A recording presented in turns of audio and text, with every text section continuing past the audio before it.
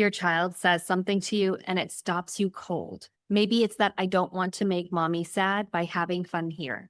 Maybe it's daddy said that if I really loved him, I wouldn't want to go to your house. And in that one sentence, you realize something that makes your stomach drop. Your child has been handed a job that no child should ever have to carry. The job of managing a grown-up's feelings by choosing sides. There is a name for what's happening here. And once you see it, you won't be able to unsee it. So in this video, I'm going to help you recognize it clearly in the exact words and moments where it likes to hide.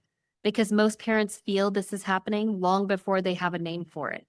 And once you can name it, you stop seeing your child as difficult or distant, and you start seeing the bind that they're actually caught in. I'm Dr. Naaila. I have a doctorate in child development, and I work with emotionally safe parents who are raising children alongside emotionally unsafe, manipulative, or narcissistic co-parents. I'm also a bonus mom who has watched this exact thing happen up close.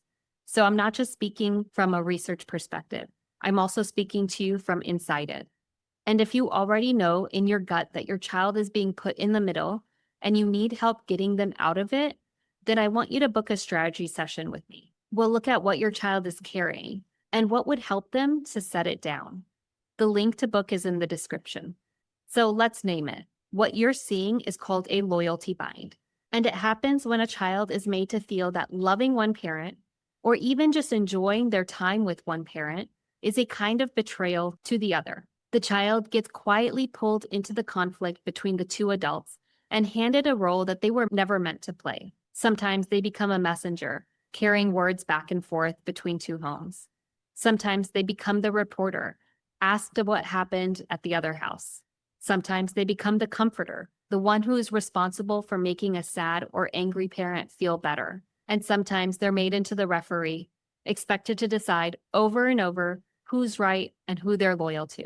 None of those is a child's job. But in this dynamic, the child gets handed it anyways. And here's where I want to slow down, because this is the part that most parents miss for far too long. The loyalty bind almost never announces itself. It hides inside ordinary little sentences. So let me give you some of the ways it actually sounds. And I want you to just notice if any of them land in your chest. It can sound like guilt. I don't want to have too much fun here because then I'll miss mommy too much. Or I feel bad when I'm happy at your house. It can sound like a script that isn't theirs. Daddy says you're the reason we're not a family anymore. Or mommy says you don't really want me here.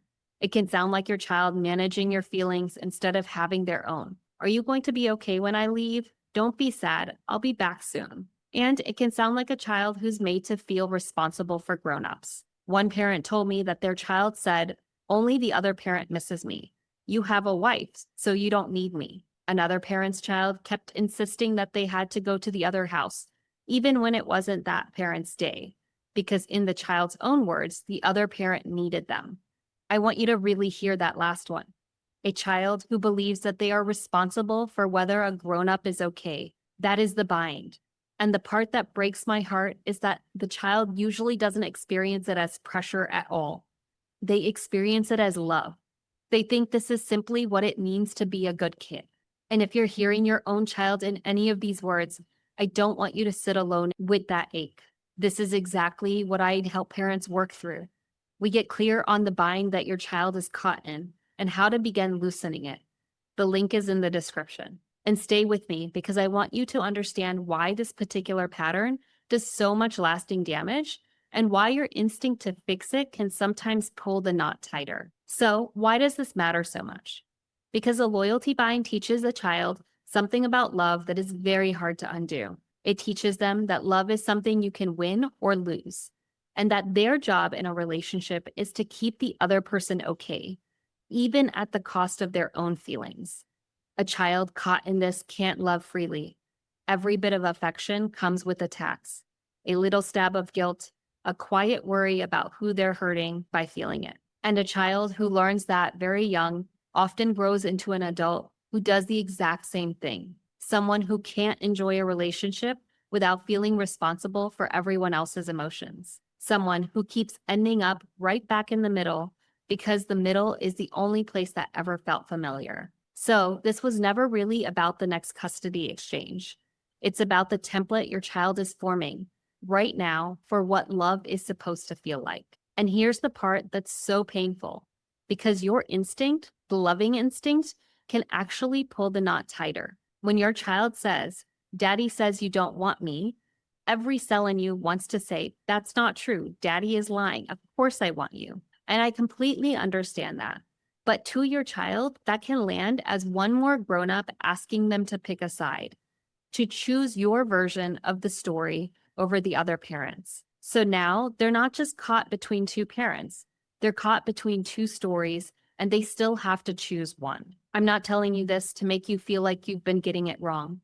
I'm telling you because if no one ever explained it to you, you could spend years defending yourself to your child, watching them shut down a little more each time, and never understanding why the love you keep offering doesn't seem to reach them. So here's the reflection I want to leave you with this week. I don't want you to fix anything yet. I just want you to listen. Start noticing the little sentences. The moment your child apologizes for being happy, the times they seem to be managing your feelings, or the other parents, the line they repeat that clearly didn't come from them. Just collect them quietly. You don't have to do anything with them yet, and you don't have to manage your reaction perfectly. The noticing is the whole task, because once you start hearing the bind in your child's everyday language, you can't unhear it. And you'll start to realize how much your child has been carrying what was never theirs to carry in the first place. And that's exactly where most parents get stuck, because once you see the bind, the next question is the hard one. How do I take my child out of the middle without putting them in a brand new bind by doing it? How do I free them without making them feel like now they have to manage me or choose me or protect me instead? That's the delicate part. And I'll be honest with you, the wrong move, even a deeply loving one, can tighten the very knot that you've been trying to loosen. That's the part I help parents navigate step by step so that freeing your child doesn't accidentally cost them somewhere else. So I don't want to leave you feeling hopeless, because there is something genuinely freeing in the other side of this. Your child does not have to choose. The single most healing truth that you can build in your child slowly and over time is that loving one parent never means you have to stop loving another. They're allowed to love both of their parents freely, and their job was never to keep anyone okay. And when a child finally gets to put that job down, you can almost watch their shoulders drop. They get to go back to being a kid, and you get to become the one place in their entire world where loving you costs them absolutely nothing. So here's what I want you to do. Don't make this about proving anything about the other parent. Make it about the weight that your child is carrying right now and whether anyone is helping them set it down. That's the question that centers your child. And if you want help doing exactly that with someone who has both studied this and lived it, book a strategy session with me. The link is in the description. This is for the parent who can see the bind and refuses to let their child keep carrying it alone. And before you go, I want to tell you what's coming.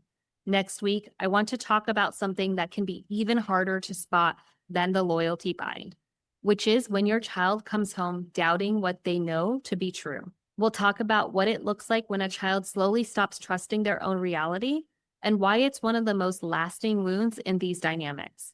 Make sure you subscribe so it finds you when it's out. I'll see you then.